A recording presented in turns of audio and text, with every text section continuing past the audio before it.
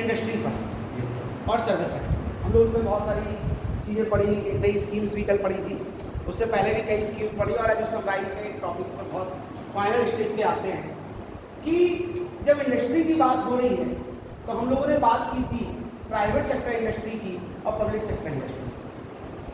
Private sector जो इंडस्ट्रियां हैं वो अपने आप में रन कर रही थी, प्रॉफिट अर्न कर रही थी और सारी चीजें, लेकिन पब्लिक सेक्टर जो इंडस्ट्रियां लगाई जा रही थी, the basic reason behind this, उसका कारण क्या था? उसका कारण ये था पब्लिक सेक्टर इंडस्ट्रियां लगाने का, वो था रीजनल इम्बैलेंसेस। बेसिक एम था रीजनल इम्बैलेंस, क्षेत्रीय असंतुलन को दूर करना। हाँ, बेसिक क्या हुआ बात, जब प्राइवेट सेक्टर की बात करने की आती है, जब प्राइवेट सेक्टर कहीं बिजनेस करना चाहता है तो कहाँ करना चाहता है? प्रॉफिटेबल एरिया में करना चाहता है। बिजनेसमैन कभी भी प्राइवेट सेक्टर का कभी भी प्रॉफिटेबल एरिया को छोड़कर कहीं दूसरे सेक्टर में नहीं जाएगा। जहाँ मार्केट है वो वहीं पे बिजनेस करेगा और वहीं वर्क करेगा। लेकिन गवर्नमेंट को क्या करना है? इस तरह से क्या होगा कि एक एरिया जो बहुत डेवलप्ड होता चला जाएगा और एक एरिया बिल्कुल बैकवर्ड होता चला जाएगा। जैसे आप बात करें छोटी सी, आप दिल्ली को लीजिए। दिल्ली से जब इंडस्ट्रियां हटी तो पास में बना गुड़गांव, और आप देखिए गुड़गांव दिल्ली से ज़्यादा डेवलप्ड है, क्योंकि सारी एमएनसी, सारी मल्टीनेशनल कंपनियां, सारा प्राइवेट सेक्टर चला गया वहाँ, और कोई भी गवर्नमेंट की इंडस्ट्री वहाँ नहीं, क्योंकि वहाँ प्राइवेट सेक्टर तो लगाने को तैयार है।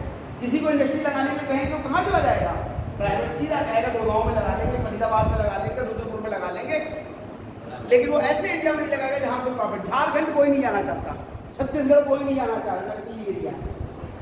तब ऐसे एरिया में वहाँ के लोगों को एम्प्लॉयमेंट प्रोवाइड करने के लिए, वहाँ के लोगों को मोटिवेट करने के लिए, वहाँ के लोगों को इंकरेज करने के लिए गवर्नमेंट अपनी इंडस्ट्रियाँ लगा देती है, क्योंकि government can hear the loss but private sector can not. तो रीजनल एम्बेसिस को दूर करने के लिए, लोकल लेवल पर लोगों को एम्प्लॉयमेंट देने के लिए सरकार ने अपनी इंडस्ट्रियाँ लगाई और लगाती चली। लेकिन जो सरकार ने इंडस्ट्रियाँ लगाई तो सरकार ने कहा कि हम जो इंडस्ट्रियाँ लगा रहे हैं वो बहुत ज़्यादा प्रॉफिटेबल नहीं है। 1947 में जब देश आज़ाद हुआ, 1951 में जब हमारी पहली इंडस्ट्रियल पॉलिसी बनी, तो 1951 में जब पहली इंडस्ट्रियल पॉलिसी आई और नेहरू जी ने जब किया तो उन्होंने क्या कहा कि हम सारा माल हम बनाएंगे, पब्लिक सेक्टर करेगा, प्राइवेट सेक्टर के सारे डोर बंद, no entry for private sector. क्यों? क्योंकि प्राइवेट सेक्टर की प्रॉब्लम हम 200 साल फेस कर चुके थे। एक कंपनी प्राइवेट सेक्टर में आई, बोले आपके देश में मसाले बेचने की थोड़ी सी जगह दे दो, और थोड़ी सी जगह के चक्कर में पूरा देश हमारा कब्जा कर गई, 200 साल तक शासन। इस चीज को इंप्रूवमेंट किया उन्होंने इंडस्ट्रियल पॉलिसी 1951। लेकिन जब हम लेकर आए तो हमें गवर्नमेंट ने सोचा कि हम अपनी इंडस्ट्रियों को प्रमोट करें। क्या करना है हमें? इंडस्ट्रियों को, हमें इंडस्ट्रियों को प्रमोट करना है, और प्रमोट करने के लिए उन्होंने एक न्यू स्कीम निकाली जिसको हम लोग कहते हैं नवरत्न स्कीम। क्या कहते हैं? और ये नवरत्न स्कीम 1997 में पास हुई। कितने कब पास हुई? 1997 में पास हुई। और इस स्कीम में गवर्नमेंट ने क्या किया, जो सेंट्रल पब्लिक एंटरप्राइजेस थे उनको हमने एक लिमिट के अंदर एरियाज को, सेक्टर को छाट कर उनको नवरत्न बना दिया। ये नवरत्न किस बेसिस पे बन गई? कैसे नवरत्न में इनको रख दिया गया? ये रखा गया उनके बढ़ते हुए प्रॉफिट को देखते हुए, उनकी बढ़ती हुई असेट्स को देखते हुए और उनकी बढ़ती हुई ग्रोथ को देखते हुए। तो नवरत्न बनने के लिए एक क्राइटेरिया था कि उसको मिनी रत्न होना चाहिए। क्या होना चाहिए? मिनी रत्न होना चाहिए। ठीक है? जैसे अगर कहोगे किसी बैंक में मैनेजर बनना है तो पहले क्लर्क होना चाहिए, फिर मैनेजर होगा, फिर सीनियर मैनेजर होगा। अब एकदम से तो सीनियर मैनेजर बन नहीं जाओगे, है ना? जैसे अगर कहें कि किसी को ग्रैंड फादर बनना है, ये हमसे बोले हमें तो ग्रैंड फादर बनना है, तो पहले तो इन्हें बच्चा बनना पड़ेगा, फिर इन्हें फादर बनना पड़ेगा, फिर ये ग्रैंड फादर बन पाएंगे, ऐसे नहीं बन पाएंगे। यही कहानी यहाँ पर कि यहाँ पर क्या वो मिनी रत्न हुए, यानी कंपनियों ने प्रॉफिट अर्न कर रही थी, सारी कंपनियां मिनी इंडस्ट्री थी, सब मिनी रत्न थी। उन मिनी रत्न में से 1997 में जो हाई प्रॉफिटेबल 27 सेक्टर इंडस्ट्रियाँ, 27 इंडस्ट्रियों को हमने छाटा, ये भैया पब्लिक सेक्टर की हैं और ये खूब पैसा कमा रही हैं, प्रॉफिट अर्न कर रही, तो इनको और मोटिवेट करो। इनको क्या करना है? इनको पुश करो। हमें कौन सी क्या किया हमने? 27 इंडस्ट्रियों को पुशअप किया और 1987 में उन सिटीज को हमने डाला इसमें, नवरत्न में डाला। कौन कौन सी हैं? सबके नाम याद करने की जरूरत नहीं है, कोई ऐसा क्वेश्चन वहां नहीं पूछा जा सकता, लेकिन मैं कुछ के नाम आपको बता दूं। जैसे कि भेल, सॉरी 16 इंडस्ट्री, 27 नहीं रहती उसमें भी CVC आती है, 16 इंडस्ट्री फिगर से कर लो 16 नहीं 27 मिनी तो सारी है, 27 उसमें आती है चैंपियन सेक्टर स्कीम्स। 16 कर लो इसको, 16 का डाटा कर लो। 16 मिनी तो सारी इंडस्ट्रियां हैं, जितनी पब्लिक सेक्टर है सब मिनी है। मिनी का कोई क्राइटेरिया नहीं होता, जैसे पब्लिक सेक्टर इंडस्ट्री लगती है वो मिनी में चल जाएगी, ठीक है, अगर वो प्रॉफिटेबल है तो। 16 इंडस्ट्रियां हैं। 16 इंडस्ट्रियों में जैसे कि मैं कुछ के नाम बता दूं, लिखने को आप सारे लिख सकते हैं, बता दूंगा, जरूरत नहीं है कोई इसका नहीं। भेल, Bharat heavy electricals, GAIL, gas authority of India limited, engineers India limited, Hindustan petroleum, NMDC limited, national building construction corporations, power grid corporations, Rashtriya Ispat निगम, ये शिपिंग कॉर्पोरेशन ऑफ इंडिया, ये कुछ सेक्टर्स है। अगर आप कहीं नेट पर ढूंढोगे आपको सारे मिल जाएंगे कि 16 इंडस्ट्रियां कौन कौन सी हैं, पता ये हमें मिल गई। ये इंडस्ट्रियां डेवलप कर रही हैं और ये हाई प्रॉफिटेबल कंपनियां हैं। ये क्या है? हाई प्रॉफिटेबल कंपनियां हैं, मतलब इनकी ग्रोथ बहुत ज्यादा है, ये सरकार को करोड़ों अरबों कमा कर देती है। ये घाटे वाली नहीं है, ये क्या है? प्रॉफिटेबल है। लेकिन जब बात 16 की आई तो 16 में से हमने सोचा कि क्यों ना हम कुछ ऐसा करें कि उन 16 में से भी कुछ और अच्छा छाट लें। क्या करना है? कुछ और अच्छा छाट, और उन अच्छे को छाटने के लिए हमने एक और स्कीम्स लाए, जिसे हमने कहा महारत्न, और 8 इंडस्ट्रियां केवल महारत्न के नोटिफाइड कर। बोले तुम इससे भी ज्यादा प्रॉफिटेबल हो। एक नवरत्न, मिनी रत्न तो सभी हैं, महारत्न, नवरत्न 16 हैं जो हाई प्रॉफिट मोटिव हैं, हाई ग्रोथ सेंटर हैं, और उसके बाद हम लेकर आए महारत्न लेकर आए। अब महारत्न बनने के लिए कौन कौन सी 8 इंडस्ट्री, नंबर ऑफ इंडस्ट्री महारत्न 8, तो 8 कौन कौन सी आप चाहे तो नाम नोट कर सकते हैं, 8 के नाम बता दूंगा मैं, लिख लीजिए। भेल, भारत हैवी इलेक्ट्रिकल्स,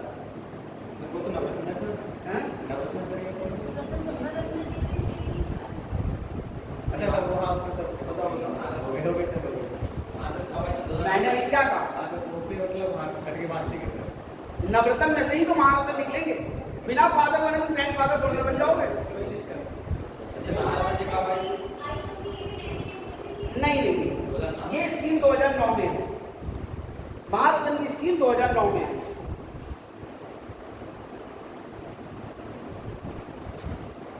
भेल, कोल इंडिया लिमिटेड, कोयला आता है हमारे यहाँ। GAIL, gas authority of India limited, Indian oil corporation IOC, NTPC, national thermal power corporation, पानी से बिजली बना रहे हैं। भारत में बिजली का सबसे बड़ा स्रोत क्या है? वाटर। हमारे यहाँ सबसे ज्यादा वाटर बनता है, ठीक है, और वाटर हमारे देश के साथ साथ हमारे पड़ोसी देश में जहां पे पानी ज्यादा है उनका भी सबसे बड़ा स्रोत। समझ गए? मैं बताता हूं, मैं अभी 2016 में मेरी विजिट हम लोग कॉलेज से भूटान गए, तो भूटान की ऐसे स्टोरी बता रहा हूँ, सिलेबस को पढ़ाना है। भूटान हाइड्रो इलेक्ट्रिसिटी बनाता है, पानी से बिजली बनती है, हमारे यहाँ थर्मल बनती है, मतलब कोल से बनती है, कोयले से। उनका पानी का सबसे बड़ा स्रोत है, हाइड्रो इलेक्ट्रिसिटी उनका सबसे ज्यादा, और वो बिजली जो उनका बनती है, और उनका केवल एक ही इंडस्ट्री है, इलेक्ट्रिसिटी इंडस्ट्री, और कोई इंडस्ट्री नहीं है, भूटान ओनली है बना, उनका कुछ नहीं है, केवल इंडस्ट्री एक ही, ओनली सिंगल। मतलब बाकी छोटे काम लोग कर रहे हो एक अलग मैटर है, लेकिन एक ही इंडस्ट्री चलती है। और आप जानते हैं भूटान ने उस बिजली को बेचकर कितना प्रोग्रेस किया है। अगर आप आज जाके नेट पर तो पूरे वर्ल्ड में हैप्पीनेस इंडेक्स जो है लोग खुशी रहने का वहाँ 100% है, वहाँ लोग 100% खुश हैं। क्यों मालूम है आपको? हाँ? प्रकृति के साथ जो है, प्रकृति के साथ तुम प्रकृति के साथ जुड़ जाओ, पहाड़ों में रहने लोगे तो खुश रहने लोगे और तुम ही रहोगे। सभी लोग रोजगार में हैं और सभी किसी को रोजगार नहीं है, वहाँ है नहीं रोजगार करने का। तो सभी लोग वहाँ 3 काम होते हैं हैप्पीनेस इंजेस्ट करना। जैसे ही बच्चा जन्म लेता है वहाँ से लेकर तो जितनी भी पढ़ाई करता है, चाहे भूटान में करे और अगर टैलेंटेड है भूटान के बाहर जाना चाहता है तो सारा खर्चा गवर्नमेंट पे करती है। वहाँ किसी स्कूल में फीस काउंटर नहीं है, सब फ्री है, एजुकेशन नॉट फ्री। भूटान में एजुकेशन नहीं, मतलब एजुकेशन और कुछ भी पढ़ो, वहाँ 8 कॉलेज है, केवल रॉयल सब रॉयल के नाम से है, राजा ही चलाता है, और 8 कॉलेज में कोई फीस नहीं पड़ती। चाहे MBBS करिए, चाहे BTech करिए, चाहे BE करिए, दुनिया की कोई पढ़ाई करो, नर्सरी से लेकर आपको दुनिया जितनी पढ़ाई करोगे, ज़्यादा टैलेंटेड होगे, दिल्ली आ जाओ पढ़ने में, दिल्ली यूनिवर्सिटी भेज देते हैं पढ़ने के लिए, और सारा खर्चा वहाँ की गवर्नमेंट उठाती है, इसलिए लोग खुश रहें। दूसरा, वहाँ इलेक्ट्रिसिटी का बिल नहीं आता क्योंकि वो खुद इतनी इलेक्ट्रिसिटी बनाते हैं।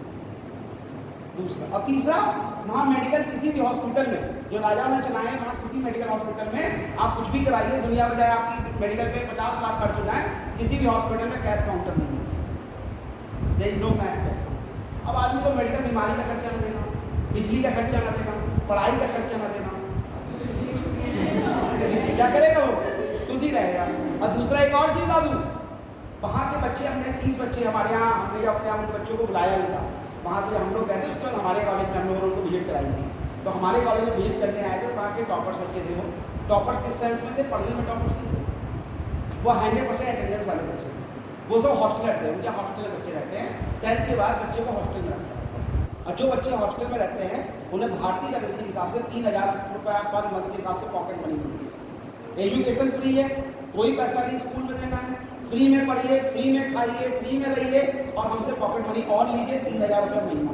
तो बच्चे आए थे जो इंडिया बड़ी शॉपिंग कर रहे थे, तो कई B.Com 3rd ईयर के बच्चे थे वो हमारे यहाँ, कुछ B.Com 3rd ईयर बच्चे आए थे, तो 3 साल वो कहते हैं कि हम लोग तो वहाँ पे रहते हैं, हमको पॉकेट मनी भी मिलती है वहाँ 3000 हर महीने हमारे अकाउंट में, तो वहाँ के लोग इसलिए खुश हैं। तो इलेक्ट्रिसिटी, लेकिन इतना पैसा सरकार कहाँ से लाती है? हाँ वही बता रहा हूँ ना, उनकी सरकार कोई काम ही नहीं करती, कुछ है ही नहीं उनके, वो क्या बिजली बनाते हैं, बिजली बना के सबको बेचते हैं, भारत को बेचते हैं, अफगानिस्तान को बेचते हैं, पाकिस्तान को बेचते हैं, बांग्लादेश बिजली बना के इतना खर्चा निकालते हैं, बिजली बना के क्योंकि पानी के अलावा कुछ नहीं। तो ऐसे ही इंडिया में, हमारे इंडिया में सबसे ज़्यादा इलेक्ट्रिसिटी हम लोग हाइड्रो पे काम कर रहे थे, ठीक है, पानी से बिजली बना रहे थे, फिर हमने थर्मल पावर पे आ गए, हमने कोल से बनाना शुरू किया, फिर हम सोलर पावर पे आ गए, सोलर से बिजली बना रहे हैं, और बहुत सारे सोच लिए। लेकिन गवर्नमेंट सेक्टर अभी भी सबसे ज़्यादा जो है वो थर्मल पावर कॉर्पोरेशन पे काम कर रहा है, यानी कि कोल पे काम कर रहा है, कोयले से बिजली अभी तक बना है। अगला है ONGC, oil and natural gas corporation, gas आपके आ रही है। Same steel authority of India limited,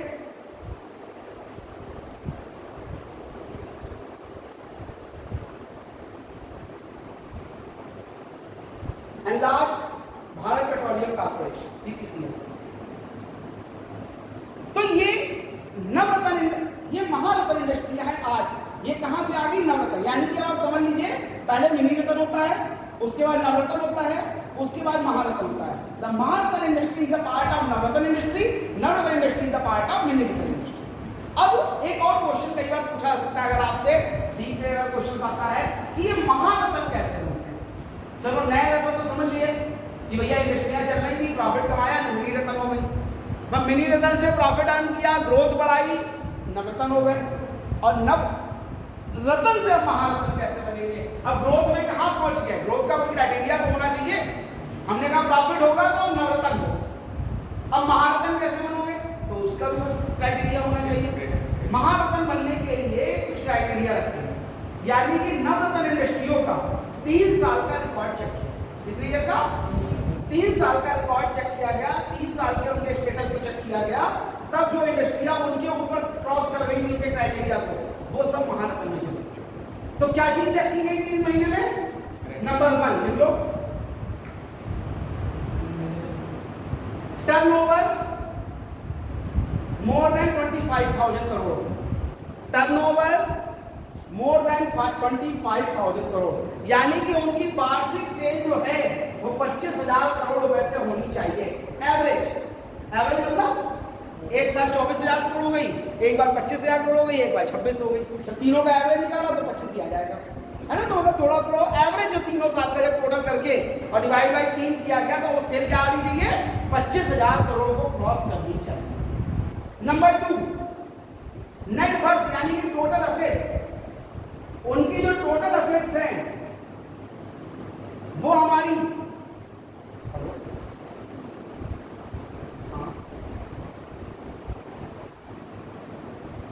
हमें 1 घंटे बाद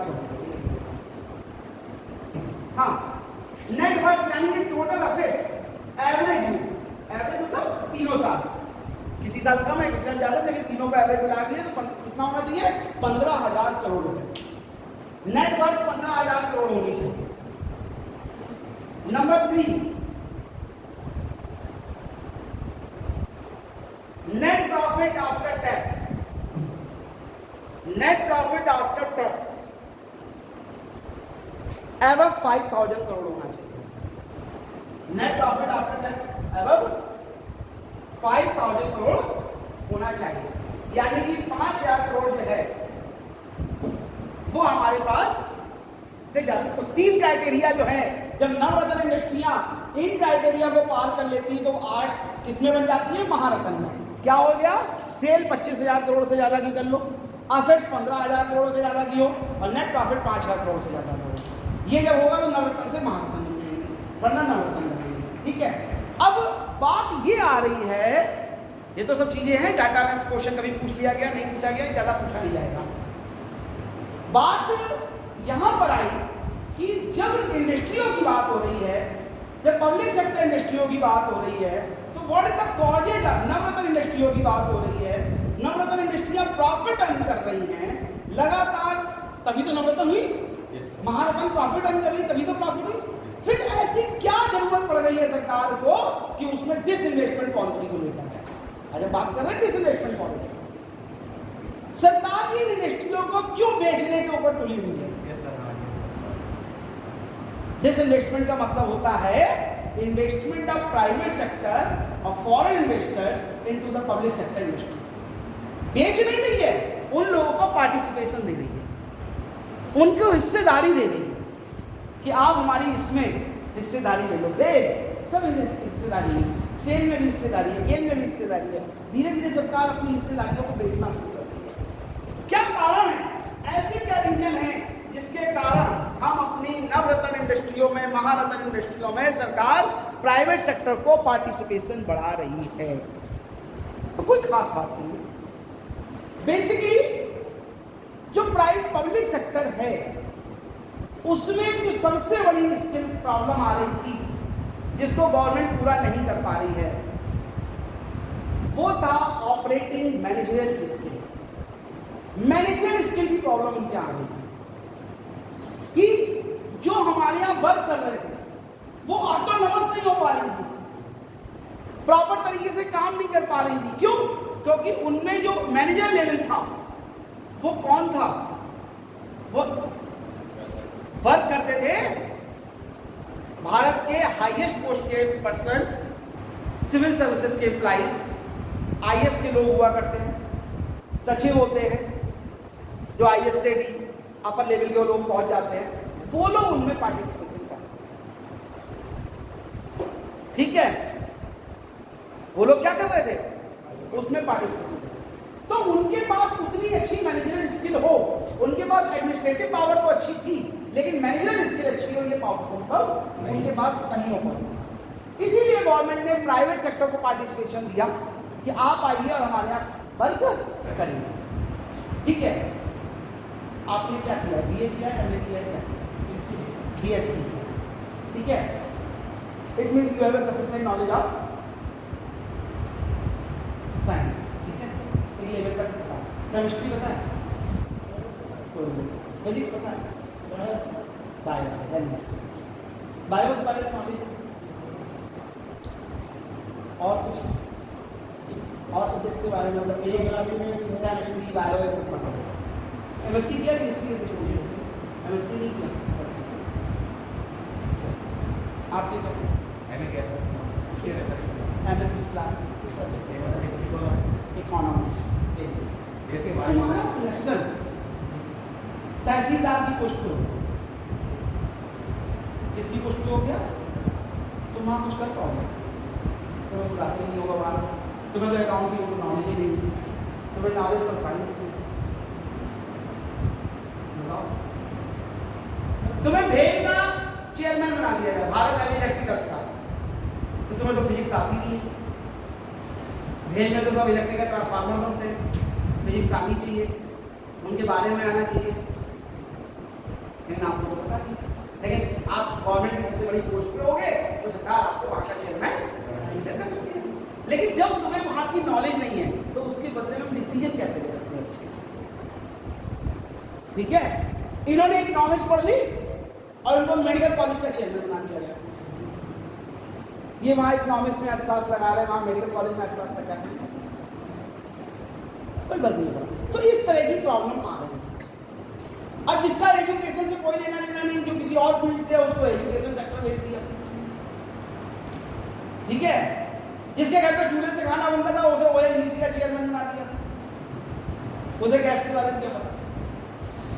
नॉलेज थी, ऐसा नहीं, क्योंकि वहां तक पहुंचते पहुंचते इतनी नॉलेज तो हो ही जाएगी, लेकिन डीप स्टडी करके उसको वो वर्क कल्चर उसके पास नहीं था। तो जब वर्क कल्चर नहीं था, मैनेजर पावर नहीं था। इसीलिए गवर्नमेंट इंडस्ट्रियाँ धीरे धीरे, हमने प्राइवेट सेक्टर को देखा कि वो प्रॉफिट कमा रही है, तो हमने उनको इम्प्रूव किया कि आ जाओ स्किल मैनेजमेंट हमें लाओ, आपके टैलेंटेड लोग हमें चाहिए। एक चीज मिल गई। दूसरा, सरकार के ऊपर एक बहुत बड़ा बर्डन था, वो था इन्वेस्टमेंट का। सरकार नई इंडस्ट्रियाँ लगाना चाहती है, नई इंडस्ट्रियों को या पुरानी इंडस्ट्रियों में ग्रोथ करना चाहती है, तो ग्रोथ करने के लिए उनको चाहिए FII यानी फॉरेन इन्वेस्टर चाहिए, उन्हें लोकल प्राइवेट सेक्टर के बड़े इन्वेस्टर चाहिए। तो इसके लिए गवर्नमेंट ने क्या किया? इसमें FDI ओपन की, इसमें उन्होंने डिसइन्वेस्टमेंट किया कि भाई प्राइवेट सेक्टर का पैसा हमारे यहाँ मिलेगा। अगर हम कहीं पैसा लगाएंगे तो हम उसकी ऑपरेटिंग स्किल में इन्वॉल्वमेंट हो जाएंगे, हम ये देखेंगे। क्योंकि प्राइवेट सेक्टर, मैंने ये पहले दिन बताया, इम्बैलेंसेस नहीं कर रहा था, वो झारखंड में इंडस्ट्री नहीं लगा रहा था, लेकिन जब सरकार ने लगा ली तो उसमें पैसा लगाने के लिए तैयार हो गया, तो वो इंडस्ट्रियां पब्लिक सेक्टर की प्रमोट होने लगी। तीसरा जो एक बहुत बड़ा कारण आया है, फिस्कल डेफिसिट। इसके लिए गवर्नमेंट ने प्राइवेट सेक्टर को चुना। फिस्कल डेफिसिट में क्या हुआ कि सरकार की 100 इंडस्ट्रियां चल रही थी, ये 16 इंडस्ट्रियां प्रॉफिट कमा रही है, 84 लॉस कमा रही है। तो बेचारी जो 16 इंडस्ट्रियां प्रॉफिट कमाती थी, वो 84 का लॉस कवर करने में चला जाता था, और हम हमेशा घाटे के घाटे में रहते। भाई पैसा कहाँ से आएगा? 16 कमा रहे हैं, 84 खर्च कर रही है, 16 का प्रॉफिट 84 में मर्ज हो गया। तो जब मर्ज हो गया तो वो बचेगी, तो फिर हमारे देश में बचा क्या? हम इंडस्ट्री क्यों लगा रहे हैं? देश को डेवलप करने के लिए, तो GDP में कॉन्ट्रीब्यूशन के लिए। जब सारा लॉस कवर करने में लग जाएगा तो हमारे पास में बचेगा ही नहीं। तो सरकार ने धीरे धीरे सिख इंडस्ट्रियों को बेचना शुरू किया। जैसे एयर इंडिया सरकार ने बेची, और लोग कह रहे हैं सरकार ने गलत काम किया, भारत सरकार ने एयर इंडिया को बेच दिया। उन्होंने एयर इंडिया को इसीलिए बेचा क्योंकि एयर इंडिया घाटे में जा रही है। अब दूसरी इंडस्ट्रियां प्रॉफिट कमाती है, वो एयर इंडिया का घाटा पूरा करने निकल जाती है। तो देश को क्या मिला? कुछ नहीं मिला। मेहनत भी की सरकार ने, एफर्ट्स की है। अब उन्होंने एयर इंडिया को बेच दिया, जो पैसा आया किसी दूसरी इंडस्ट्री में लगाया, और वहां से वो प्रॉफिट को प्रमोट कर रहे हैं, प्राइवेटाइजेशन, डिसइन्वेस्टमेंट किया उन्होंने।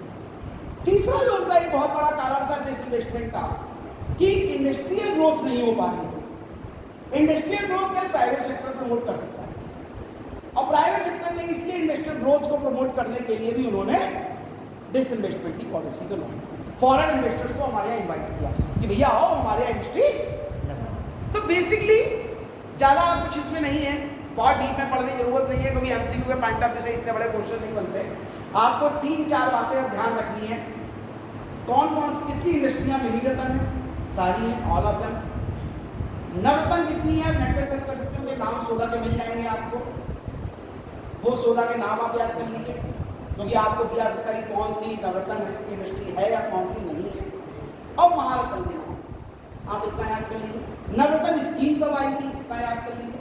महारत्न स्कीम कब आई थी? क्या है कि नवरत्न से महारत्न बनने के एनुअल ग्रोथ कितनी चाहिए, कितने साल का एवरेज देखा जाता है, 3 साल का, कितना टर्नओवर होना चाहिए, कितना प्रॉफिट होना चाहिए, कितना बढ़ना, बस इतनी सी बातें आपको पढ़नी है।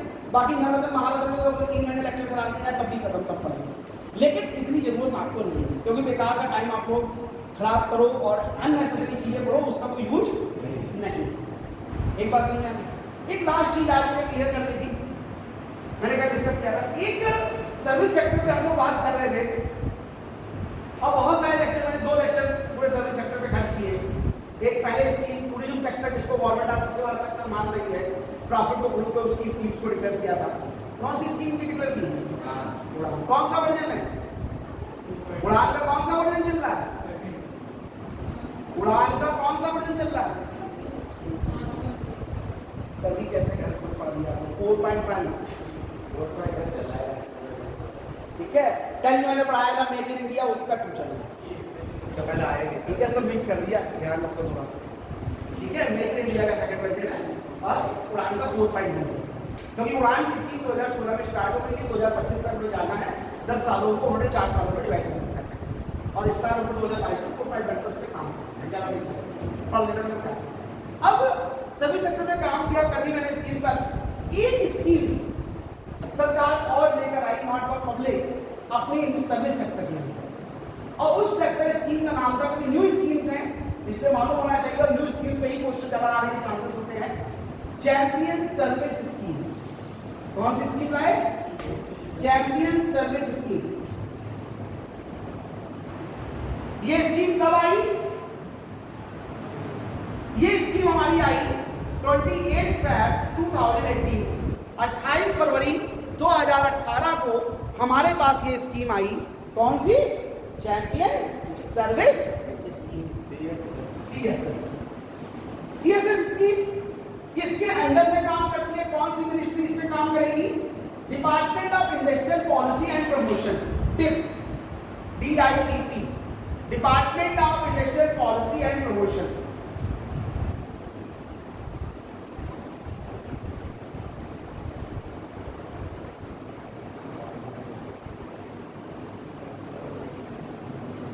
ठीक है, department of industrial policy and promotion nodal agency, और ये किसकी स्कीम है? स्टेट गवर्नमेंट की, सेंट्रल स्कीम की? तो सेंट्रल गवर्नमेंट की स्कीम है, देख लो, it is a scheme of central government, ये सेंट्रल स्कीम्स है।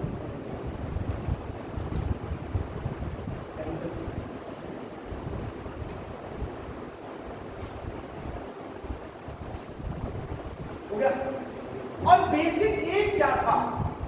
ये स्कीम गवर्नमेंट ने जो सर्विस सेक्टर बनाए, मैंने उसमें बात की थी, 27 सेक्टर पे कल बात की थी, उसके बाद उनमें से 12 सेक्टर जिसमें सबसे ज्यादा स्किल डेवलपमेंट और एम्प्लॉयमेंट की बात हो सकती है, हमने वो सेक्टर छाट लिए।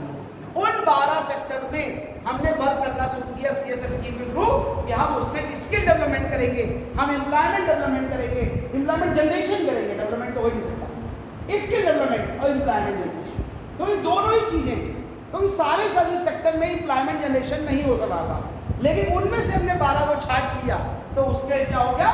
एम्प्लॉयमेंट जनरेशन होने लगा। तो कौन कौन सी इंडस्ट्रियाँ थी? 12 के नाम नोट कर सकते, सेक्टर इंडस्ट्रियल, 12 सेक्टर के नाम लिखिए कौन कौन से? IT sector, information sector.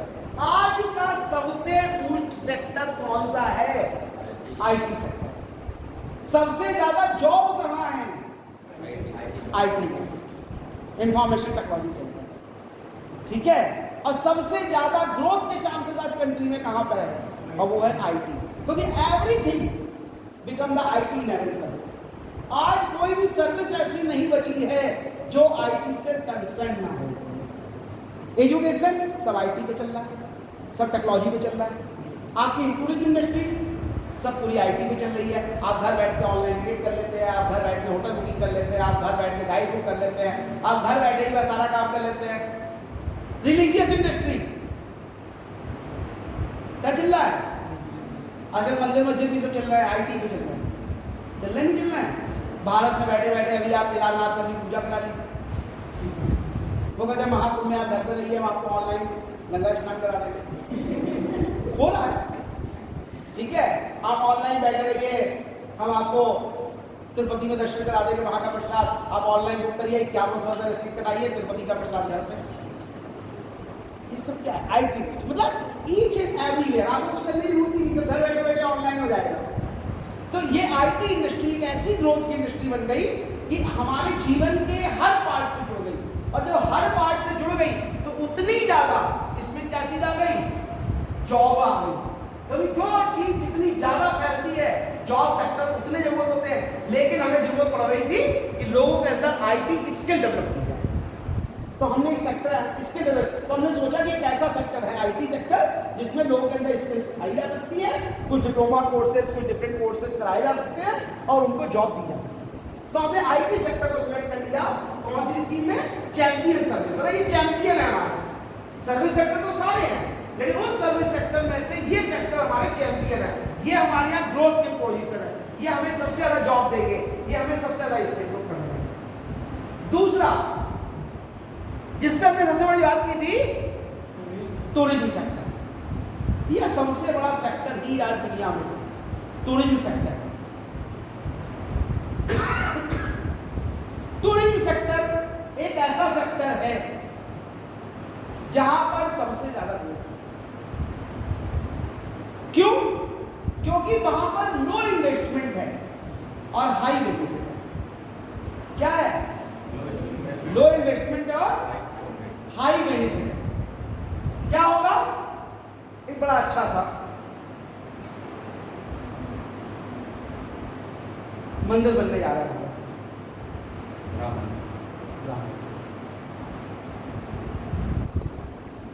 ठीक है। ये हम लोग हैं जो राम मंदिर के पीछे इतना पड़े हुए हैं कि मंदिर बनेगा बनेगा, बनने तो अच्छी बात है, पड़ोस के मंदिर कभी जाते नहीं, वहां पहुंच जाए। रेलती बात है, कितने लोग ऐसे जो पड़ोस में जाते है ना, भगवान के सामने से सिर झुका के निकल लेते कहीं भगवान पकड़ना नहीं।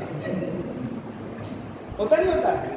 ऐसे ही होता है सभी के साथ। आदमी रुकता भी नहीं है, बाइक से जा रहा है, ये 2 मिनट रुक के वहां से साइड में निकल जाए, उससे झुका के निकल लेता कि भगवान देख ले, कैमरा रुक जाओ, ठीक है, और अच्छा हो किसी भगवान ना रोके। तो क्या हुआ कि ये इंडस्ट्री राम मंदिर बनने जा रहा है, लेकिन बेसिक जब बात करते हैं राम मंदिर की, तो राम मंदिर का फायदा हमें कुछ नहीं होने वाला, जीरो। लेकिन राम मंदिर बनने का फायदा हमारे देश को होने वाला, क्योंकि दुनिया का सबसे बड़ा मंदिर जब बनने जा रहा है तो विदेशी भी हमारे आएंगे, भारत में रहने वाले ईच एंड एवरी कॉर्नर के लोग अयोध्या और फैजाबाद जाएंगे। और अयोध्या फैजाबाद जो मैं कभी गया हूँ वहां पे कम से कम 15 बार जा चुका हूँ, वहां पे डिफरेंट कॉपीज चेक करने और डिफरेंट फैजाबाद यूनिवर्सिटी में जाता था। वहां सबसे फैजाबाद की अगर हम बात करें तो शाहजहांपुर से बहुत छोटा एरिया है और इतना गंदा एरिया है कि मेरा तो 15 दिन जब वहां जाता है तो रहना मुश्किल हो जाता है, बिल्कुल बैकवर्ड एरिया, वहां कुछ है ही नहीं। लेकिन राम मंदिर बनने के बाद फैजाबाद से अयोध्या तक की 4 किलोमीटर की रास्ता आपको पता ही नहीं चलेगी क्या हो गई। आपको ये लगेगा कि पिक्चर हॉल के अंदर घूम रहा है। सारी तरफ बॉल्स को उन्होंने इतना कलरफुल कर दिया, मैं लास्ट टाइम गया था अभी 2 महीने पहले ही, सारी दीवारों को कलरफुल कर दिया, पूरी सारी दीवारों में चारों तरफ उन्होंने पेंटिंग्स कर दी, सारी चीजें। क्या हो रहा है ना? अब हम सजापुर में रहने वाले जो पड़ोस से मंदिर नहीं जाते, लेकिन मन में इच्छा हो रही है अयोध्या या घूमने का। मैं 15 बार कम से कम बता रहा हूँ, 15-16 बार फैजाबाद गया यूनिवर्सिटी चेक करने, 2012 से लेके अब तक हर साल जब जाना होता है मेरा फैजाबाद यूनिवर्सिटी। फैजाबाद यूनिवर्सिटी से अयोध्या केवल 4 किलोमीटर की दूरी है। और अयोध्या फैजाबाद अब कर दिया अब गवर्नमेंट ने फैजाबाद का नाम चेंज किया ना, तो उसे, लेकिन अभी भी देख रहे फैजाबाद ही मिलेगा, फैजाबाद अयोध्या। तो फैजाबाद से अयोध्या 4 किलोमीटर दूरी है। और मैं 15 बार गया 2014 से लेकर अब तक कॉपी चेक करने, और मैं एक बार भी 4 किलोमीटर की दूरी पार नहीं कर पाया, गया ही नहीं कभी। वहाँ गया, कॉपी चेक की, सुबह 10 से 5 कॉपी चेक करते थे, 5 बजे तक जाते थे, अपने गेस्ट हाउस में जाके सो गए, कोई चेक करने। लेकिन जब इस बार मैं गया तो एक मन में लालसा ही गया, ठीक है वो 4 किलोमीटर की दूरी जाकर देखे, वहाँ दर्शन करने चाहिए। अब वहाँ दर्शन करने चला गया 4 घंटे, 4 बजे तक कॉपी चेक करनी होती है, 3 बजे तक सबमिट की, चला गया वहाँ। अब गया तो क्या किया मैंने, मंदिर तक गया इतनी दूर, तो मैंने सोचा यार मंदिर जा रहे हैं, खाली हाथ यार किसी घर नहीं जाना चाहिए, भगवान के घर क्यों जाओ, तो रास्ते पर शादी करनी। फिर एक रास्ते में थोड़ा आगे चला, फूल वाला मिल गया, मैंने तो फूल ही देते 5 रुपए, प्रसाद चढ़ गया, चढ़ने के बाद लौट के आया, हमने कहा यार 6-7 बज गए, अब कहाँ गेस्ट हाउस में जाके वहाँ खाएंगे बेकार खाना, यही किसी होटल में खा लेते हैं।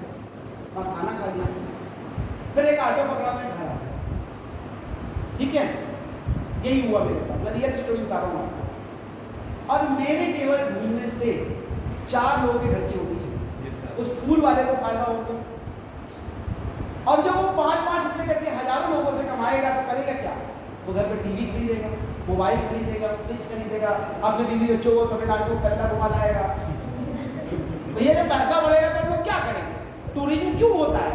टूरिज्म तो केवल लग्जरी इसलिए होता है जब यार यहाँ सनामों में रहते रहते थक गए, दिमाग में काम नहीं कर रहा, बिल्कुल काम करने का मन नहीं हो रहा, तो यार यही करें 2 दिन कहीं सनामों से बाहर निकल के टहल के चले आए। ठीक है, तो पहले क्या था, ट्रेडिशनल चेंज था, लोग रिश्तेदारी में चले जाते थे। अब लोगों को टेंट हो गए, रिश्तेदारों को कौन परेशान करें, रिश्तेदार भी इतने अच्छे नहीं जाएंगे, तो क्या किया, किसी लग्जरी जगह चले गए जहाँ पे थोड़ा रिलैक्स मिल जाए। एक जाएंगे, होटल में कमरा लेंगे, दिन भर सोएंगे, शाम को थोड़ी देर घूमेंगे, खाएंगे, पीएंगे, चलेंगे, 2 दिन करके। लेकिन उस देखिए छोटी सी बातें बता रहा हूँ, मेरे वहां जाने से उस फूल वाले को 5-5 रुपए करके दिन भर में उसने हजारों लोगों को बेचेगा। जब हम गए थे ऐसे हजारों लोग वहां नहीं जाएंगे, उसकी इनकम बढ़ेगी, वो बाजार में खर्च करेंगे तो बाजार के और लोगों की इनकम बढ़ेगी, जिससे मैंने प्रसाद खरीदा उसकी इनकम बढ़ेगी, हजारों लोग खरीदे तो मैंने अकेला तो ना खरीदा, जब उसकी इनकम बढ़ेगी। तीसरा, जब जिस ऑटो से मैं गया था ऑटो वाले ने उससे पैसे लिए, उसकी इनकम बढ़ी, बेचारे खाली खड़े रहते थे, अब उनकी ग्रोथ हो गई। चौथा, जहाँ खाना खाया उसकी ग्रोथ हो। जब इन 4 लोगों के पास पैसे आएंगे तब ये लोग घूमने की इच्छा बनाएंगे, और अयोध्या में रहते तो अयोध्या में ना घूमेंगे। ठीक है, तो कहाँ जाएंगे, ये किसी दूसरे एरिया में जाएंगे, अब वहाँ जाके खर्च करेंगे, यही काम करेंगे, तो वहाँ के लोग डेवलप हो जाएंगे, फिर वहाँ के लोग यहाँ जाएंगे, यही चलता रहेगा। लेकिन टूरिज्म इंडस्ट्री एक ऐसी सेक्टर बन गया कि हमारी ग्रोथ का सबसे बड़ा चांस बन गया, और इसीलिए अपनी सरकार ने सोचा कि अगर कहीं जॉब है तो टूरिज्म सेक्टर में। आज ऐसे ऐसे टूरिज्म के सेक्टर डेवलप हो चुके हैं जहां पर हाई ग्रोथ के चांसेस हैं। ठीक है, टूरिज्म केवल ये नहीं रहेगा कि हम कहीं गए, घूमे फिरे, सारी चीजें। आज का सबसे बड़ा काम हो गया डेस्टिनेशन वेडिंग। डेस्टिनेशन वेडिंग में क्या है भाई, मान लीजिए कि आपको यहाँ से शादी करनी है, ठीक है, और तुमने लड़की वालों को सजा को बुला लिया कि भैया यहीं आ जाओ मेरे घर पे, हम नहीं आएंगे, और बेचारा वो आ गया, तो उसकी सारी व्यवस्था यहाँ रहने की, खाने की, पूजा की, पाठ की व्यवस्था कौन करेगा? वो तो अनजान आदमी आ रहा, तुम करो, और नहीं तो वहां पर 2 लोग अगर मिल जाए सजावट में इवेंट करने वाले, वो सारी व्यवस्था करा देंगे आपको।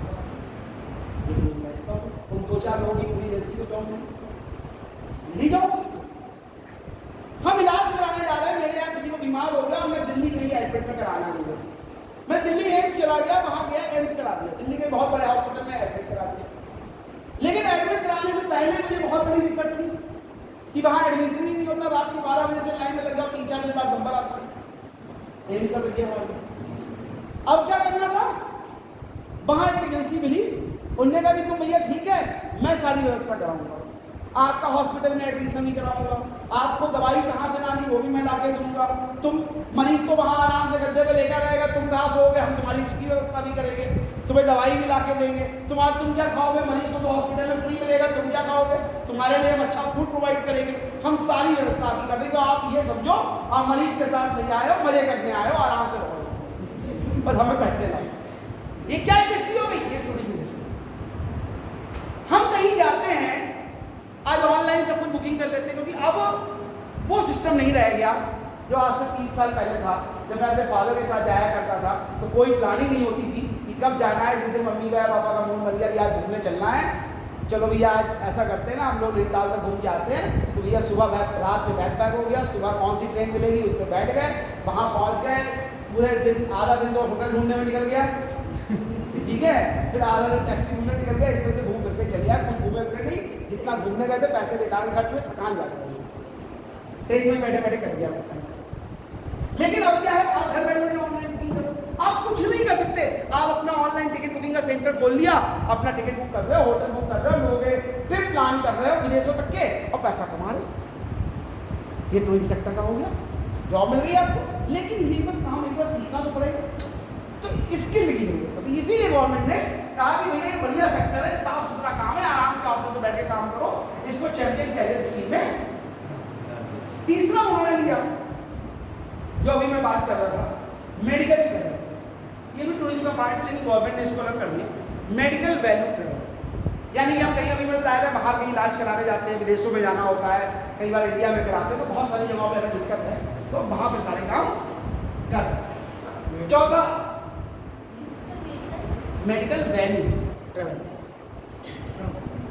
ठीक है। हम पता है ना मेडिकल के लिए कहीं बाहर जाते हो, इस तरह की बहुत सारी सुविधाएं चाहिए होती है, तो मिल जाती है। Next is transportation services and logistic services. Transportation logistic आज बहुत बड़ा सेक्टर बन गया है ट्रांसपोर्टेशन आज, क्योंकि लोग गली मोहल्ले में काम करना बंद कर दिया है, पूरे वर्ल्ड वाइड काम कर रहे हैं। हमारा प्रोडक्ट जो हम सजापुर में बना रहे थे वो सजापुर में नहीं बिक रहा है, वो सजापुर के बाहर बाहर लोग, लेकिन हमें उसकी नॉलेज नहीं थी, कैसे माल जाएगा, कैसे बिकेगा, वहाँ तक अब पोर्ट तो कलकत्ता में है, पोर्ट तो बॉम्बे में है, यहाँ से बॉम्बे तक माल कैसे जाएगा, किस ट्रांसपोर्टेशन से जाएगा, कैसा सेक्टर होगा, ये सब सेक्टर एक इंडस्ट्री डेवलप हुई ट्रांसपोर्टेशन सर्विस, जिसमें लो इन्वेस्टमेंट था लेकिन जानकारी चाहिए थी। हमें ट्रेवल एजेंट की जानकारी चाहिए थी, हमें कमीशन एजेंट की जानकारी चाहिए थी, हमें फॉरवर्डिंग एजेंट की जानकारी चाहिए थी, हमें शिपिंग एजेंट की जानकारी चाहिए थी, हमें पोर्ट इंडस्ट्रीज की जानकारी चाहिए थी। हमें ये सारे एजेंट मिल गए और ये अपना काम कर रहे हैं। हमारा काम क्या कर रहे हैं, ये हमें बता रहे हैं भैया कौन सा जहाज किस जगह पानी से जाएगा, कौन सा जहाज कैसे कहाँ दिल्ली जाएगा, कौन सा ट्रक लखीमपुर जाएगा, कौन सा ट्रक दिल्ली बॉम्बे जाएगा, ये सारी जानकारी हमें घर बैठे प्रोवाइड कर देते हैं और हमारा काम आसानी से हो जाता है। तो एक बड़ी इंडस्ट्री आई जिसमें लोग आराम से बैठ के काम कर रहे थे, एम्प्लॉयमेंट जनरेट हो रहा था इसमें। अगली इंडस्ट्री है accounting and finance. Accounting and finance, इनके बारे में डीप में ज़्यादा आपसे नहीं पूछा जाएगा, बस ये पूछा जाता है कौन सी इंडस्ट्री चैंपियन कर सर्विस स्कीम में है, कितनी है और ये स्कीम कब लॉन्च हुई। मैं एक एक लाइन में ओवरव्यू इसलिए दे रहा हूँ कि थोड़ा आपको याद रहेगी बात को, ठीक है। इनका ओवरव्यू आपको याद रखने की जरूरत नहीं है, सब बेकार की बात है, क्योंकि एमसीक्यू में इतना डीप में नहीं पूछा। तो बात आई अकाउंटिंग एंड फाइनेंस, मैंने बात की थी, बड़ी अच्छी सर्विस है। आज लोगों को टैक्सेशन का काम आ जाए, जीएसटी का काम आ जाए, अकाउंटिंग आ जाए, तो आप खुद लोगों को जॉब दे सकते हो। बहुत सारे दुकानदार हैं जिनको अकाउंटिंग नहीं आती, उनकी दुकानों में जाके अकाउंटिंग कर लो। आपको बता दें सजापुर के अंदर बहुत सारे ऐसे प्राइवेट अकाउंटेंट हैं जो बहुत ज़्यादा पढ़े लिखे नहीं हैं, लेकिन उन्होंने अकाउंटिंग का काम सीख लिया और महीने के 4-4, 5-5 लाख रुपये तक कमा लिया। बस वो क्या करते हैं, हफ्ते के हफ्ते छोटी छोटी दुकानों में हफ्ते में 2 बार चले जाते हैं, और छोटी दुकानें तो हफ्ते में 1 दिन चले जाते हैं, बड़ी दुकानें तो रोज चले जाते हैं। शाम को गाड़ी उठाई, हर घर में वो दुकान पे गए, वहाँ पे उनका रिकॉर्ड मेंटेन किया, चले गए। ट्यूशन की तरह काम करते हैं और एक एक दुकान से 5-5, 7-7 हज़ार रुपया ले रहे हैं, छोटी दुकान से लेकर बड़ी दुकान तक। महीने में मान लीजिए 400-500 फर्म उनके पास है और उस पर काम कर रहे हैं। उन्होंने अपने साथ लड़के भी लगा रखे हैं कि तुम भी मेरे साथ करो, ट्रेनिंग रूम में सारा काम हम देखेंगे, सुपरवाइज करो सारी चीज़ें, और इस तरह के महीने के 3-4 लाख रुपये। बहुत बड़ा सेक्टर है, लेकिन ये सेक्टर इतना आसान नहीं कि हम सबके अकाउंट लिख देंगे, हमें अकाउंटिंग लिखनी तो आनी चाहिए। तो इसके लिए गवर्नमेंट ने काम ट्रेनिंग दे देंगे, स्किल डेवलपमेंट कर देंगे, जीएसटी के कोर्स करा रहे हैं, ये सब चीज़ें करा रहे हैं, और आप इस तरह से डेवलप हो सकते हैं। ऑडियो विजुअल सर्विसेज, आज बहुत सारी एडवर्टाइजमेंट सर्विसेज डेवलप हो रही है। Advertisement is the key sector of Indian economy, कि हमारी इकोनॉमी में क्या चीज आ रही है, एडवर्टाइजिंग सेक्टर बहुत बड़ा है। देखिए एडवर्टाइजमेंट का काम और कुछ है नहीं, किसका काम है, कौन सी मीडिया काम कर रहा है, सबसे बड़ा एडवर्टाइजिंग। और सबसे बड़ा एडवर्टाइजमेंट जॉब सेक्टर कौन सा है, एडवर्टाइजिंग सेक्टर है, जहां पर जॉब ही जॉब है। एडवर्टाइजिंग मीडिया नहीं कि आपको कलाकार बन गए, आप एडवर्टाइजिंग मीडियम बनाने से लेके एडवर्टाइजमेंट एजेंसी बोल सकते हैं, लोग ऐड कलेक्ट कर लीजिए कि भैया हमारा एडवर्टाइजमेंट करा देंगे बड़ी बड़ी एजेंसियों से। उनमें जो ऐड है उनमें आपको different types of product supply कर सकते हैं, आप अलग अलग तरह से वर्क कर सकते हैं। तो ऑडियो विजुअल एजेंसी सर्विसेज ये भी बहुत बड़ा सेक्टर बन गया हमारा, किसके लिए, जॉब के लिए। क्योंकि आज एडवर्टाइजिंग मीडिया के अलावा इंडस्ट्री सेक्टर में, सर्विस सेक्टर में कुछ है ही नहीं, सबसे बड़ा है एडवर्टाइजमेंट। आपका जितना ज़्यादा एडवर्टाइजमेंट होगा उतनी ज़्यादा ग्रोथ करोगे, ठीक है, क्या करोगे, पक्का। साबुन यूज करते हो, कौन सा, जो मिल जाए यार, ऐसा नहीं था, तुम तो ऐसे करो जैसे भंडारे में खाना खाने जा रहे हैं। कौन सा साबुन यूज करते हो, लक्स यूज करते हो, माधुरी दीक्षित से नाम लीजिए, मैंने गलत कहा? हाँ बताओ। तो वो साबुन नहीं अच्छा यूज करते, वो नितिन गडकरी ने बनाया है, गाय के गोबर से बनाया, बढ़िया गाय चेहरा साफ करता है हैं? जो सब जो उत्पादन नहीं, ऐसा तो कहीं नहीं होता है। ऐसे तो फिलहाल ये तो हमें नए व्यक्ति मिले और इसने कहा कि जो हमें चंदे मिल जाए, दक्षिणा में फ्री मिल जाए, दुकानदार दे दे, उसी में खाएंगे। ऐसा नहीं होता है ना? ये झूठ में बोलो, लोगों के सामने सरवाओ मत, तो सारी फिल्म स्टार उसी से ना आती, इसलिए हम भी और डर आना है, बताओ है ना? हाँ, ये अच्छी बात है, पकाने की क्या दिक्कत है? तो ये क्या है? एडवर्टाइजिंग मीडिया फोर्स है। तो एडवर्टाइजिंग में हमें एक्टिंग नहीं करनी है, हमें क्या करना है? एडवर्टाइजमेंट कलेक्ट करने छोटे छोटे दुकानदारों से। अब सजावट में छोटी दुकानदार वाला है ना, उसे क्या मालूम कि टीवी पे एडवर्टाइजमेंट तक हम कैसे देंगे?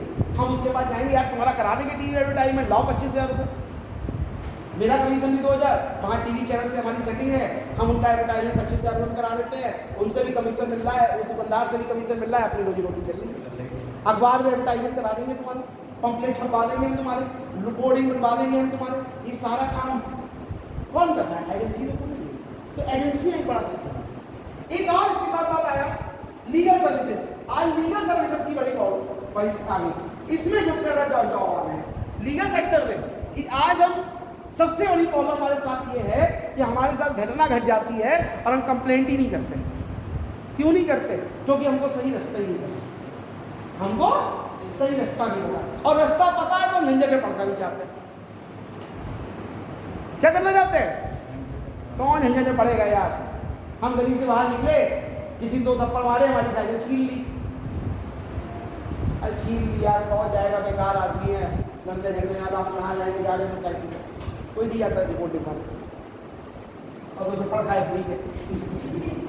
लेकिन अब ऐसी एजेंसियां आ गई हैं कि आपके साथ किसी तरह का फ्रॉड हो, आपके साथ किसी तरह से क्रिमिनल एक्टिविटी हो, आप बस उनको रिपोर्ट करें, उनका एक फीस दे दीजिए, आप अपने घर पे सो जाइए, सारा काम होगा। कचहरी के चक्कर लगाएंगे वो, कचहरी दौड़ेंगे वो, प्रूफ इकट्ठे करेंगे वो, सारा काम होगा, और आपको जजमेंट दिलाएंगे। ये लीगल सर्विसेज। जो वकील है बड़े बड़े, उन्हें फाइलें तैयार करनी होती है, कहाँ से फाइल तैयार करें, ये सब फाइल तैयार करने का काम जो कर रही है वो लीगल सर्विसेज एजेंसियाँ करती है। वो कहती है वकील से हम आपकी फाइल तैयार कर देंगे, सारे प्रूफ इकट्ठे कर देंगे, सारे जजमेंट इकट्ठे कर देंगे, सारे काम कर देंगे, आप बस पढ़िए और कोर्ट में पेश करिए, वो हमारा काम नहीं है। तो लीगल सर्विसेज प्रोवाइड करता हूँ। अब नेट पे सर्च करिए, में कभी ऐसे ही कि मुझे मेरे किसी ने पैसे अकाउंट से हैक कर लिए, मुझे लीगल सर्विस चाहिए। देखिए अभी सैकड़ों एजेंसी आपको फोन करने लगेंगे, अरे मैडम हमें बताइए रुपए की, हम 500 रुपये कर देंगे, कोई हम 1100 रुपये कर देंगे, कोई 15 रुपये। अब पूरे 6 महीने तक आपको परेशान करेंगे फोन कर करके कि आपके हमसे क्यों नहीं कर रहे हैं। तो यही काम सर्विसेज। अगला आता है कम्युनिकेशन सर्विसेज। ज़्यादा तारीफ थी, मोबाइल सर्विसेज आती है, मोबाइल की सर्विसेज खुल गई है, डिफरेंट टाइप की कोरियर एजेंसीज खुल गई हैं, डिफरेंट टाइप्स ऑफ वर्क हो गई, ये भी हमारी सीएसएस का पार्ट है। Construction engineering services, construction industry में भी आज बहुत सारी जॉब्स हो गई है, ठीक है। Construction and related engineering services.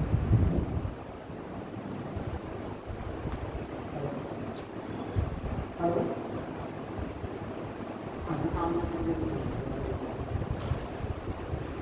जी, तो कम्युनिकेशन सर्विसेज हो गई, construction related engineering services, construction and related engineering.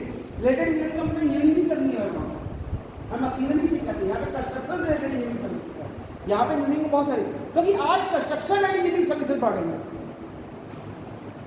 क्या बढ़ गया है? Construction industry. हमें घर बनवाने के लिए पहले क्या था कि घर बनवाना हमें क्या चाहिए होता है? एक कॉन्ट्रैक्टर चाहिए होता है, एक एजेंसी चाहिए होती है जो भैया हमारा घर बनवा। पहले क्या होता था, ज्वाइंट फैमिली थी, दादी बाबा खाली रहते थे घर में, उनसे कह दिया हमारा प्लॉट बन रहा है, तुम यहीं पे खटिया डाल के बैठ जाओ, तो देखते रहो मकान बन रहा है, हमें तो छुट्टी है नहीं। अब आजकल सबको अलग रहना है, न्यूक्लियर फैमिली का कॉन्सेप्ट है। तब क्या हुआ? तो मकान कौन बनवाए? प्लॉट तो खरीद दिया, तो मकान बनवाने के लिए हमको एक एजेंसी चाहिए, एक सुपरवाइजर चाहिए, एक वर्क चाहिए जो हमारा साथ काम करे। किसी कॉन्ट्रैक्टर को पकड़ के लाएंगे वो खराब कर देगा। हमने एक इंजीनियरिंग एजेंसी को पकड़ा, हमने कहा भैया हमारा मकान पूरा बनवा के, तो उन्होंने बता दिया इतने रुपए स्क्वायर फीट लगेगा, ये मटेरियल लगेगा, ये लेबर लगेगी, ये सब चीज़ लगेगी, 42,000 का काम होगा, लेबर लाना है, मटेरियल लाना है, सारा काम होगा, पेंट करना, हम तो भैया राजाओं की तरह रह के चले जाएंगे। ये सर्विसेज देने वाली कौन थी? कंस्ट्रक्शन। उनसे रिलेटेड इंजीनियरिंग सर्विसेज। अब क्या आई, इंटीरियर डेकोरेशन। ठीक है, छोटा शहर है, अपने कमरे के पर्दे हम खुद ही बदल लेते हैं, कौन सा कलर लगेगा। पेंटिंग अपने आप ही नहीं टांग देते रहे, यहाँ अच्छी लगेगी, दीवार सही है यहाँ पे। लेकिन बड़े शहरों में सब नहीं होता, हर चीज़ को भी सिलेक्शन लेना पड़ता है। तो वहाँ भी क्या हो गया, इंटीरियर डेकोरेशन का काम बढ़ा, डिजाइनिंग का काम बढ़ा, आर्किटेक्ट का काम बढ़ा। लेकिन ये सब काम आएंगे कब, जब हमको आते होंगे।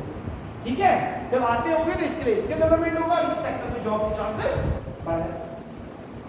इन्वायरमेंटल सर्विसेज, इन्वायरमेंट को प्रोटेक्ट करने के लिए पॉल्यूशन फ्री इन्वायरमेंट हो, हमारे इस तरह की बात हो, इस सब चीजों के लिए गवर्नमेंट काम कर रही है, लोगों को इसके लिए प्रोवाइड कर रही है। हाइजीन इन्वायरमेंट लोगों को मिल जाए, फूड सेफ्टी लोग मिल जाए, इन्वायरमेंट पॉल्यूशन फ्री इन्वायरमेंट मिल जाए, हम ज़्यादा से ज़्यादा वहाँ पर कर सकते हैं।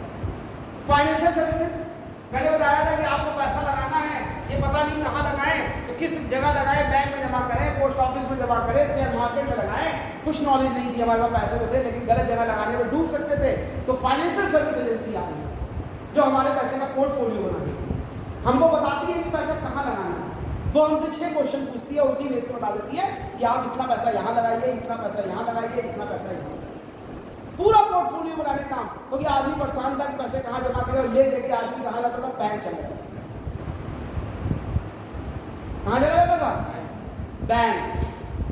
और बैंक में अगर आपके मान लीजिए 1 करोड़ रुपए जमा है और बैंक डूब जाए तो आपको कितने पैसे लेने का राइट है, 5 लाख। पहले 1 लाख था, अब गवर्नमेंट ने 5 लाख कर दिया, मोदी गवर्नमेंट ने 5 लाख कर दिया, पहले 1 लाख। तो क्या हुआ, बैंक में जमा कर सकते थे, लेकिन बैंक में आजकल इंटरेस्ट तो मिलता ही नहीं, बहुत लो इंटरेस्ट हो गया।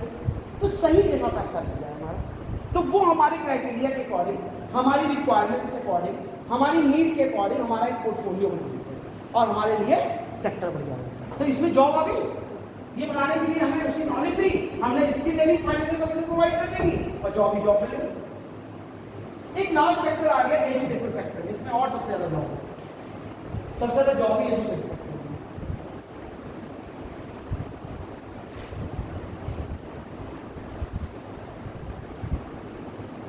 तो एजुकेशन सेक्टर में गवर्नमेंट ने क्या किया कि हमें इस सेक्टर को प्रमोट करना। तो उन्होंने एजुकेशन सेक्टर को प्रमोट करने के लिए बहुत सारे काम किए। उन्होंने क्या किया, एजुकेशन सेक्टर को प्रमोट करने के लिए डिफरेंट टेक्निकल स्किल सेंटर खोले। कॉलेज नहीं बोले BA में कराने वाले सब निकाल दिया, कोई की जरूरत नहीं सकती। क्या बोला, टेक्निकल स्किल सेंटर खोले, ITI खोले, GTI खोले। क्योंकि भारत की अगर हम बात करें तो भारत में यूजी करने वाले 82% लोग होते हैं जो 12th के बाद यूजी करते हैं, BA BSc BCom करते हैं, BTech वगैरह करते हैं। 65% से ज़्यादा लोग यहाँ PG करते हैं और 7% से जो लोग ज़्यादा यहाँ पे डॉक्टरेट करते हैं। ये सर इंडिया का डाटा है। लेकिन अगर ये डाटा बात करते हैं, हम ऑस्ट्रेलिया की बात करते हैं, हम चाइना की बात करते हैं, तो चाइना में यूजी करने वाले जो लोग होते हैं वो केवल 12% लोग होते हैं, PG करने वाले केवल 1% लोग होते हैं और डॉक्टरेट करने वाले 0.001% से भी कम लोग होते हैं। कोई पढ़ाई करते ही नहीं, ये सब कौन करे, बेकार का। क्यों नहीं करते पढ़ाई भैया, वहाँ क्या ऐसा है, हम लोग MA की डिग्री लेके घूम रहे हैं और वहाँ वो अनपढ़ घूम रहे हैं 12th पास, लेकिन वो हमसे ज़्यादा कमाते हैं क्योंकि वो ITI करते हैं, वहाँ पे GTI करते हैं, वहाँ पे वो लोग स्किल डेवलपमेंट ट्रेनिंग लेते हैं और अपना काम करते हैं। वहाँ गवर्नमेंट ने उनको प्रमोट करने के लिए स्किल सेंटर बोले कि आपको सीख लो भैया, MA करके क्या करोगे, BA करके क्या करोगे, आप ये कोर्स करके क्या करोगे, आप पैसे तो कमाओगे और पैसे कमाने में 12th के बाद तुमको सिखा दे एक कोर्स करा के 6 महीने का, तो तुम घर में बैठ कर सकते हो, एक छोटी सी इंडस्ट्री लगा लो, 4 लोगों को नौकरी दो, अपने आप ही काम करो, वो भी करेंगे। कोई वहाँ पे इलेक्ट्रिकल वर्क कर रहा है, कोई टॉयस का वर्क कर रहा है, कोई हैंडीक्राफ्ट वर्क कर रहा है। आज देखिए पूरे वर्ल्ड की मार्केट केवल चाइना के प्रोडक्ट से भरी पड़ी है, अमेरिका तक चाइना का प्रोडक्ट खरीद रहा है, क्योंकि एक तो सस्ते मिल रहे हैं और दूसरा जॉब ओरिएंटेड है। सस्ते क्यों मिल रहे हैं, क्योंकि लेबर सस्ती है, ज़्यादा एजुकेटेड है नहीं, ये सारी चीज़ें आराम से काम होगा, लोग ये अर्निंग ज़्यादा है तो काम कम होगा। तो ये सेक्टर हमारा गवर्नमेंट डेवलप कर रही है कि हमारे यहाँ स्किल सेक्टर डेवलप हो, एजुकेशन सेक्टर प्रमोट हो, एजुकेशन के लिए फैसिलिटीज़ बढ़े, ये सेक्टर में जॉब सबसे ज़्यादा है, इसलिए गवर्नमेंट ने इसको प्रमोट करने की स्कीम लाए। तो ये 12 स्कीम्स लेकर आए, इसमें लेकर आए कौन सी स्कीम है, चैंपियन सर्विस स्कीम है। और ये इसका बेसिक एम क्या है चैंपियन सर्विस स्कीम का, skill training and employment generation, कि हमको स्किल डेवलपमेंट करना है, एम्प्लॉयमेंट जनरेशन करना है, तभी हम इसके अंदर कोई काम कर सकते हैं। क्लियर हो गई बात? क्योंकि हमें ऐसे जो काम करना है, इन 12 ट्रेनिंग के अंदर हम 2 कामों को प्रमोट करना चाह रहे थे। एक प्रमोट करना चाह रहे थे वैल्यू एडेड सर्विसेज, यानी जो सर्विसेज हमने लोग है उनमें कुछ नया प्रोवाइड करके लोगों को प्रोवाइड करें। दूसरे एक्सपोर्ट ऑफ सर्विसेज, हम अपनी सर्विसेज अपने लोकल एरियाज में ना देखकर डिजिटल मीडियम से कर, डिजिटल इंडिया की बात की थी, डिजिटल मीडियम से हम बढ़ कर दूसरे कंट्री से प्रमोट करें। तो दूसरा इसका एक पहला एक्सपोर्ट है, दूसरा क्या है स्किल डेवलपमेंट, तीसरा है इसमें क्रॉस कल्चरल सिस्टम डेवलप किया, यानी ये नहीं कि आप एक सेक्टर से रिलेटेड और दूसरे सेक्टर में कुछ नहीं हो सकता, आप एक सेक्टर से रिलेटेड दूसरे सेक्टर में भी आपका इन्वेस्टमेंट उतना ही ज्यादा रहेगा। और तीसरा skill training and employment generation, ये सबसे बड़ी बात है कि लोगों को स्किल दो और उसके बाद एम्प्लॉयमेंट जनरेट। क्लियर बात? हम लोगों ने 4 लेक्चर अटेंड किए थे, कुछ लोगों ने चारों किए, कुछ लोगों ने कम किए। जो बेसिक बातें पढ़ी, मैं आज उनके ओवरव्यू में आपको बता दूं कि आपको किन किन चीज़ों पे फोकस करना चाहिए। बहुत सारी चीज़ें मैंने डीप में बताई, बहुत सारी। पहली चीज़ तो मैंने पहले लेक्चर से मैं चलता हूँ, आप ये पढ़ लीजिए कि कौन कौन सी चीज़ें सर्विस सेक्टर में आती हैं।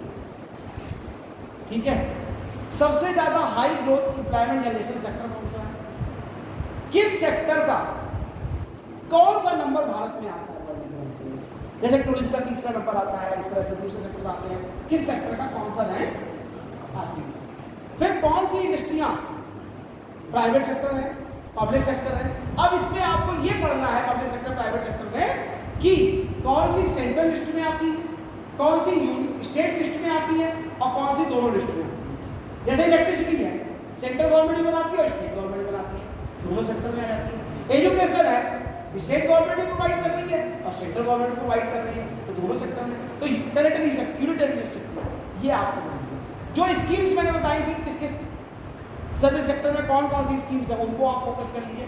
उन स्कीम्स में बेसिकली 3 बातें आप पढ़िए, उनकी लॉन्च डेट क्या थी, उनका लोगो क्या था, उनके ऑब्जेक्टिव क्या थे, ये 3-4 बातें आप फोकस कर सकते हैं। ठीक है, ऐसे ही बस इस इंडस्ट्री और ट्रेड में जैसे बताया आज नवरत्न महारत्न बताया, तो इसे पूरा पढ़ने की जरूरत नहीं है।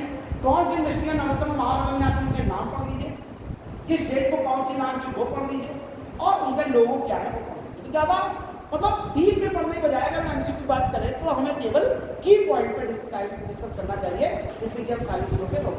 मैंने ओवरव्यू में इसलिए ज़्यादा बता दिया, बहुत सारी चीज़ें अगर आप एक लाइन बताएंगे तो एक तो हो जाएगी, 10 बताएंगे तो एक तो दिमाग में रहेगी, इसीलिए मैंने इतनी सारी चीज़ें आपको क्लियर होगी बात। बस इतना कर लीजिए।